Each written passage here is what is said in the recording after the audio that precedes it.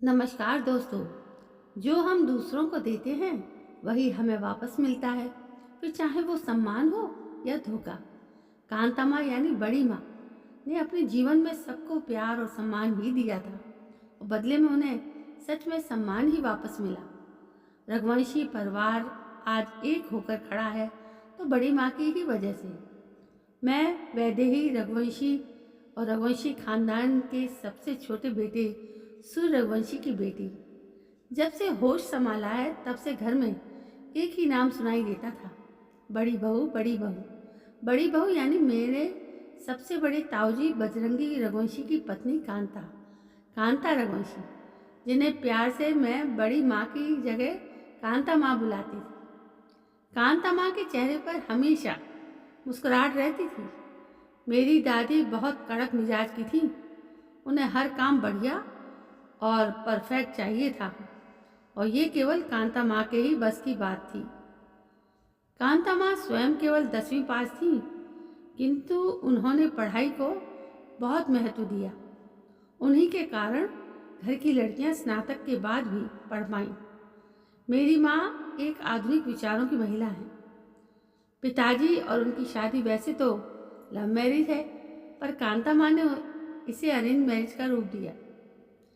घर में आज तक किसी को नहीं पता कि मेरे माँ पापा शादी से पहले से एक दूसरे को जानते थे।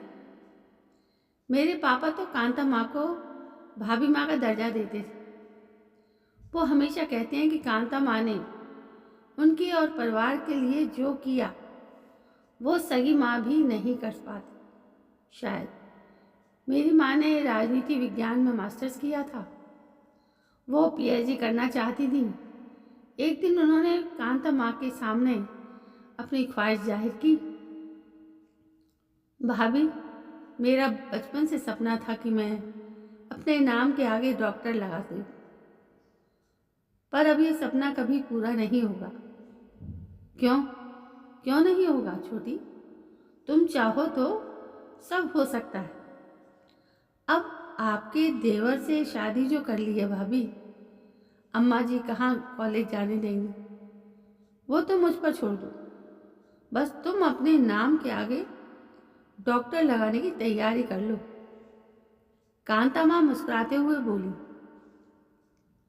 अम्मा, एक बात पूछूं आपसे?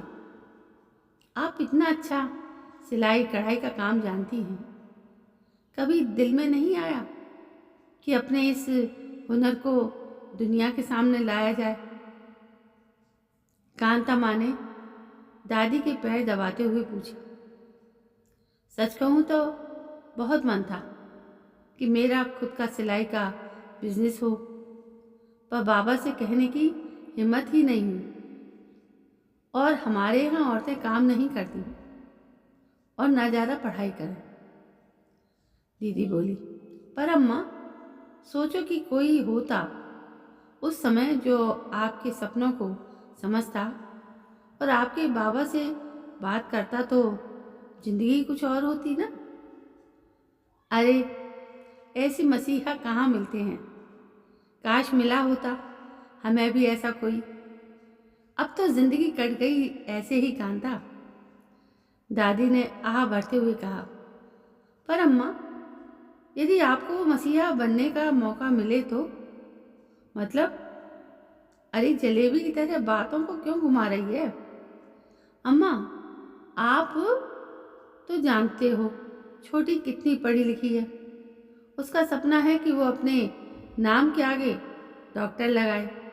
सोचो, घर में किसी के नाम के आगे डॉक्टर लगा होगा तो रघुवंशी खानदान की नाक कितनी ऊंची हो जाएगी।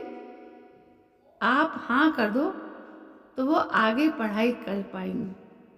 कांता माँ के समझाने का ही असर था कि आज माँ अपने नाम के आगे डॉक्टर वंदना रघुवंशी लिखती। जब माँ से उनके डॉक्टर बनने का सफ़र सुना तो माँ से ज़्यादा कांता माँ पर गर्व महसूस हुआ। कांता माँ बड़ों की ही नहीं, घर के बच्चों की भी चहेती थी। हमें कोई भी बात दादी से मनवानी होती तो हम सीधे कांता माँ के पास ही जाते थे। एक दिन दादी ने रिया दीदी, मेरे पापा के मझले भाई की छोटी बेटी को जीन्स पहनकर बाहर जाने पर खूब लताड़ा।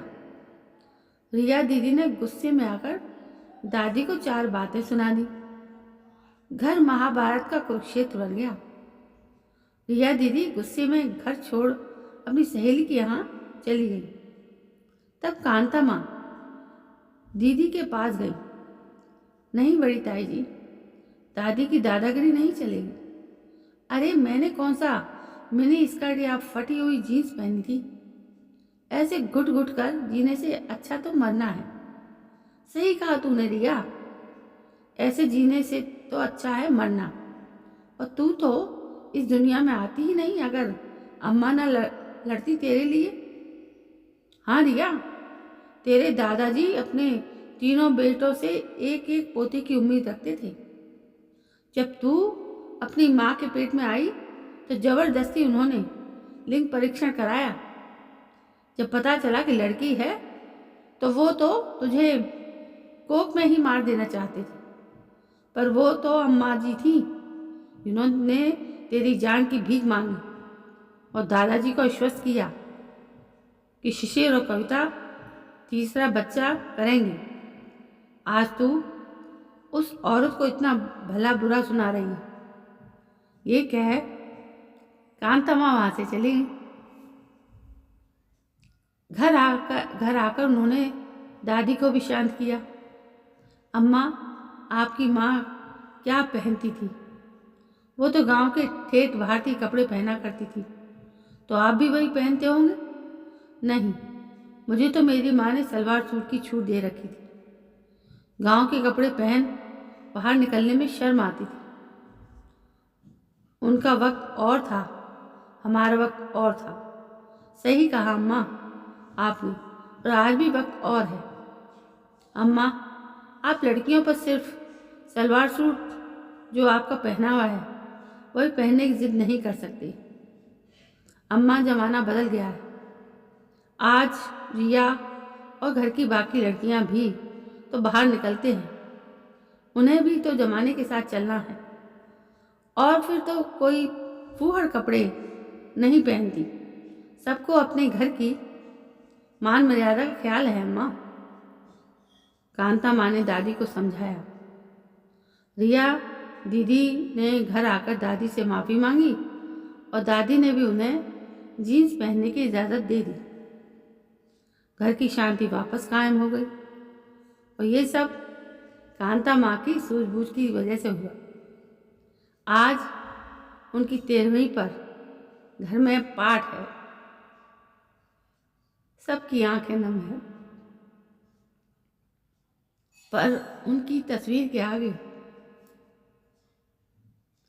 नमन करते समय सबके चेहरे पर नायासी उन्हें याद कर मुस्कुराहट बिखर जाती थी। नई सदी और पुरानी सदी को जोड़ने वाला पुल थी हमारी कांता माँ। तो दोस्तों, ये थी एक अनमोल कहानी, अनमोल रिश्तों की, अनमोल भावनाओं की, जो आज आपने इस वीडियो के माध्यम से सुनी। यदि आपको ये कहानी पसंद आई हो तो प्लीज़ मेरे इस चैनल को सब्सक्राइब करना ना भूलें और इस कहानी को शेयर ज़रूर करें, जिससे वो ना समझ बच्चे भी इस कहानी से कुछ सीख सकें। कल मैं फिर हाजिर होती हूँ। तब तक के लिए जय हिंद, वंदे मातरम।